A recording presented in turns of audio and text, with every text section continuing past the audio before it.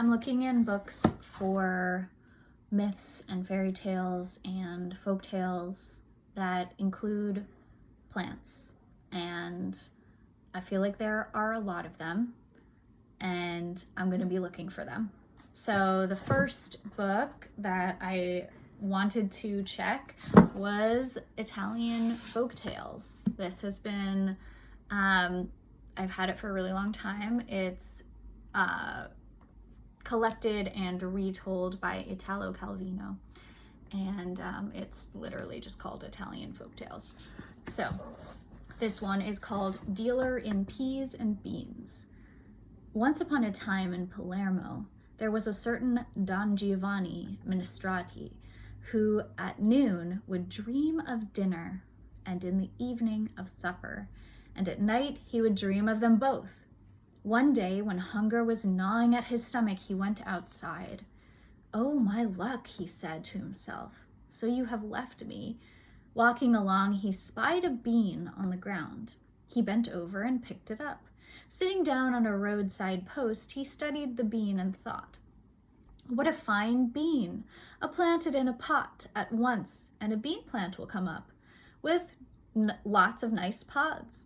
I'll dry the pods, then plant the beans in a basin, and have many more pods. Between now and the next 3 years, I'll lease a garden, plant the beans, and no telling how many will come up then. The 4th year, I'll rent a storehouse and become an important dealer." Meanwhile, he had set off on foot again and gone past St. Anthony's Gate. There was a whole row of stores with a woman sitting before one of the entrances. "My good woman, are these stores for rent?" "Yes, sir," she replied. "Who is interested?" "My master," he replied. "Whom does one discuss the matter with?" "With the lady who lives upstairs." Don Giovanni Miseranti began thinking and went off to see a friend of his. "For St. John's sake," he said to his friend, "you mustn't refuse me. Lend me one of your outfits for $24. For 24 hours. "Of course, my friend." So Don Giovanni Miseranti got all dressed up, down to gloves and watch. Then he went to a barber to be shaved, and now spruced, passed back through St. Anthony's Gate. He had the bean in his pocket of his waistcoat and glanced at it every now and then on the sly. The woman who was still sitting there, and he said, the woman was still sitting there, and he said, "My good woman, are you the one my servant asked for about stores for rent?" "Yes, sir. Have you come to look at them? Follow me, and I'll take you to my master's wife." With his chest thrust out, Don Giovanni Miseranti followed the woman and introduced himself to the wife of the store's owner. Seeing a gentleman before her with all the accessories, hat, gloves, and gold watch chain, the lady made a big to-do over him, and then they began to discuss the matter at hand. Right in the middle of their conversation, a lovely young lady entered the room. Wide-eyed, Don Giovanni Miseranti asked, "Is she related to you?" "She is my daughter." "Single?" "Yes, she's still single." "I'm happy to hear that. I, too, am single." Shortly afterward, he said, "Now that we've reached an agreement on the stores, I think we ought to come to one regarding the daughter. What does the lady think?" "We shall see." Her husband came in. Don Giovanni rose and bowed. "I am a landowner," he said, "and I would like to rent your 13 warehouses to fill with beans, peas, and all the rest of the harvest. Also, if I may, I'd like to ask for your daughter's hand in marriage." "Ah, what is your name?" "I am Don Giovanni Miseranti, dealer in peas and beans alike." "Well, Don Giovanni, give me 24 hours to think it over, and you will have your answer."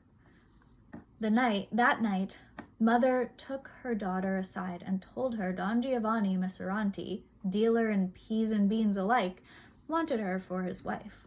The daughter eagerly accepted. The next day, Don Giovanni went back to his friend and borrowed another outfit. The first thing he did was slip the bean into the pocket of the new waistcoat. He went to the residence of the warehouse owner, and receiving the answer, was in seventh heaven. "I would like to marry as soon as possible then," he said, "since my many occupations don't give me any time to waste." "By all means, Don Giovanni," replied the girl's parents. "Would it suit you to draw up the contract in a week's time?" Throughout that period, Don Giovanni went on borrowing clothes, wearing something different every day, so that his parents-in-law to be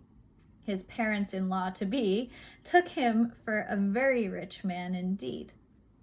They signed the contract, and then the dowry consisted of 2,000 gold crowns cash, sheets, and linen. Seeing so much money at his disposal, Don Giovanni felt himself a new man. He went on a shopping spree, buying presents for his bride and clothes for himself, as well as all the trimmings to cut a fine figure. A week after signing the contract, he got married in fine wedding clothes, with the bean in the pocket of the vest.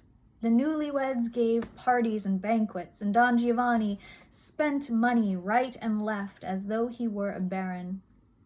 His mother-in-law began to grow uneasy over this unending extravagance. "Don Giovanni," she said, "when do you plan to take my daughter to see your fields? It's harvest time, you know." That upset Don Giovanni at first, and he could find no excuse. Racking his brain, he took out his good luck piece, saying, "My luck, you must help me out again." He had a fine sedan chair readied for his wife and his mother-in-law and announced, "It is time to leave. We shall go towards Messina. I shall ride ahead on horseback, and you will come along behind." Don Giovanni left on horseback.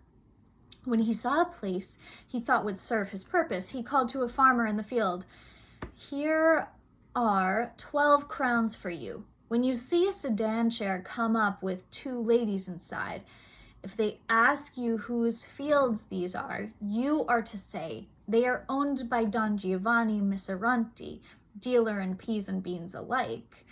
The sedan chair passed. "My good man, whose fine lands are these?" "They are owned by Don Giovanni Miseranti, dealer in peas and beans alike." Mother and daughter smiled smugly and moved on. At another estate, the same thing happened. Don Giovanni rode on ahead, throwing out 12-crown pieces.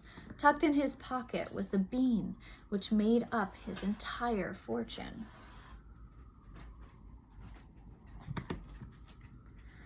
When they got to where there was nothing more to see, Don Giovanni said to himself, "Now I'll find an inn and wait for them." He looked around and saw an enormous palace with a young lady in green standing at the window.